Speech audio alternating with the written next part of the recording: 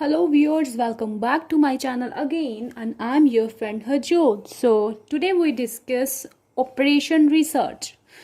ये सब्जेक्ट है जो एमकॉम में बच्चों को देखने को मिलता है, ऑपरेशन एंड रिसर्च। और इसके बारे में आज हम पढ़ने वाले हैं कि ऑपरेशन रिसर्च होता क्या है, इसका मीनिंग क्या है, इसकी डेफिनेशन क्या है और आज हम इसका कवर करने वाले हैं ऑब्जेक्टिव्स ऑफ ओआर। चलिए वीडियो को हम स्टार्ट करते हैं। जैसे कि मैंने बताया ऑपरेशन रिसर्च, आपको नाम से ही क्लियर हो रहा होगा ऑपरेशंस क्या होते हैं। कोई भी कंपनी में जो काम चल रहा होता है, ऑपरेशंस चल रहे होते हैं, उसके बारे में रिसर्च करनी। ठीक है, कंपनी में जो भी ऑपरेशंस हो रहे हैं, जो भी उस टाइम उनका काम जैसे भी चल रहा है, सारे, चाहे वो ऑपरेशन मशीन से रिलेटेड है, चाहे वो ट्रांसपोर्टेशन से रिलेटेड है, चाहे वो कोई प्रोडक्शन से रिलेटेड है, उस ऑपरेशन को रिसर्च करना। ओके, चलिए स्टार्ट करते हैं। It is the method of analysis by which management receives aid for their decision. ये एक तरह के मेथड्स होते हैं ऑपरेशन रिसर्च में, जिसमें एनालिसिस किया जाता है, जिसमें एनालाइज किया जाता है और मैनेजमेंट क्या करती है, रिसीव करती है एड मतलब हेल्प। और इससे क्या होता है, इन मेथड से जो मैनेजमेंट है उसको हेल्प मिलती है उनके डिसीजन मेकिंग में, ऑपरेशन रिसर्च से। The subject of OR was born during Second World War in UK and was used for military strategy. जो इसकी हिस्ट्री थी, जो इसकी उत्पत्ति जहाँ से हुई थी, ये बॉर्न हुआ था सेकेंड वर्ल्ड वार में यूके में। यूनाइटेड किंगडम में इसकी बर्थ हुआ था इस अप्रोच का, और इसको यूज़ किया जाता था उस समय में। इसे मिलिट्री स्ट्रेटजी बनाने के लिए ऑपरेशन रिसर्च का यूज़ किया जाता था। डेफिनेशन क्या है इसकी, it is the application of scientific method techniques. इसमें क्या किया जाता है ऑपरेशन रिसर्च में, जो ऑपरेशन जो है, जो काम चल रहे होते हैं, ऑपरेशंस को जब रिसर्च किया जाता है तो साइंटिफिक मेथड टेक्निक्स का यूज़ किया जाता है, एंड टूल्स का भी यूज़ किया जाता है to problem involving the operations of a system so as to provide those in the control of the system with optimum solution to the problem. इसमें क्या होता है, साइंटिफिक मेथड्स के जो टेक्निक्स और टूल्स का यूज़ किया जाता है अगर कोई प्रॉब्लम फाइंड हो रही है, ऑपरेशन में, सिस्टम में कोई प्रॉब्लम आ रही है तो, जिससे कि इन मेथड्स का यूज़ करके, ऑपरेशन रिसर्च करके ऑप्टिमम सोल्यूशन फाइंड किया जाता है। ऑप्टिमम सोल्यूशन मतलब कि ऑप्टिमम सोल्यूशन मीन्स कि बेस्ट सोल्यूशन फाइंड करने की कोशिश की जाती है कि इस प्रॉब्लम को कैसे सॉर्ट आउट किया जाएगा। ऑपरेशन के रिगार्डिंग जो प्रॉब्लम होती है ना, उसमें उसके लिए इस मेथड का यूज़ करके ऑप्टिमम सोल्यूशन फाइंड किया जाता है।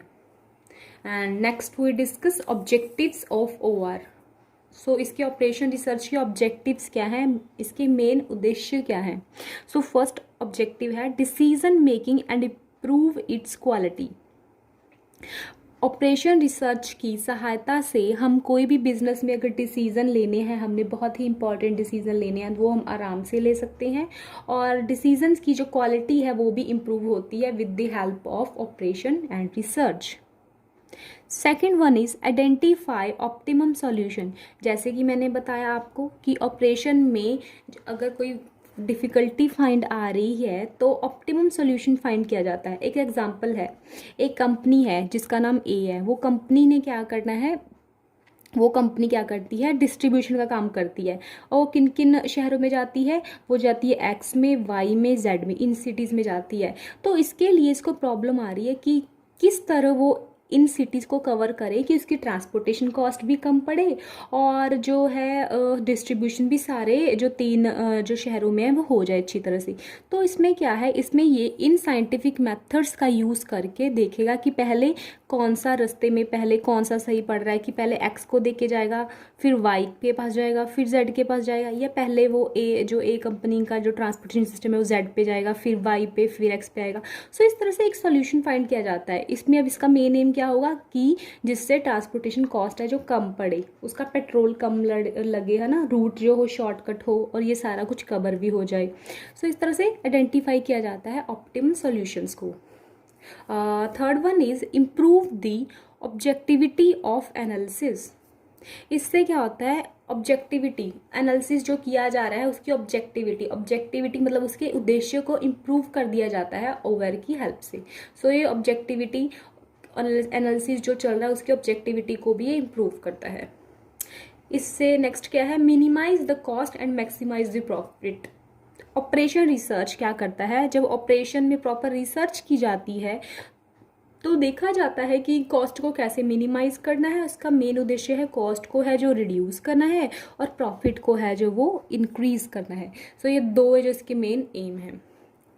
Next one is improve the productivity. अब इसका ये भी उद्देश्य है कि अब प्रोडक्टिविटी, आप सोचोगे कि प्रोडक्टिविटी कैसे यूज़ है। प्रोडक्टिविटी वर्ड इसलिए यूज़ है, यही एग्जांपल ले लेते हैं, कोई प्रोडक्ट है, ए प्रोडक्ट मैन्युफैक्चर हो रहा है किसी कंपनी में, लाइक लगा लो आप कि सोप बन रही हैं, ठीक है, सोप बन रही हैं। सो वो सोप कितने प्रोसेस में से गुजरेंगे, फर्स्ट स्टेज में, सेकंड स्टेज में और थर्ड स्टेज में, 3 स्टेज में से ये निकलेंगे। सो प्रोडक्टिविटी देखा जाता है कि किस तरह से इन सोप्स की जो प्रोडक्टिविटी इंक्रीज होगी, कौन कौन से स्टेप्स फॉलो किए जाएंगे, कैसे ऑपरेशन है जो प्रॉपर चलेगा, कि पहले कौन सी मशीन में काम चलेगा फिर कौन सी पे जाएगा। सो इस तरह से प्रोडक्टिविटी भी इंक्रीज होगी।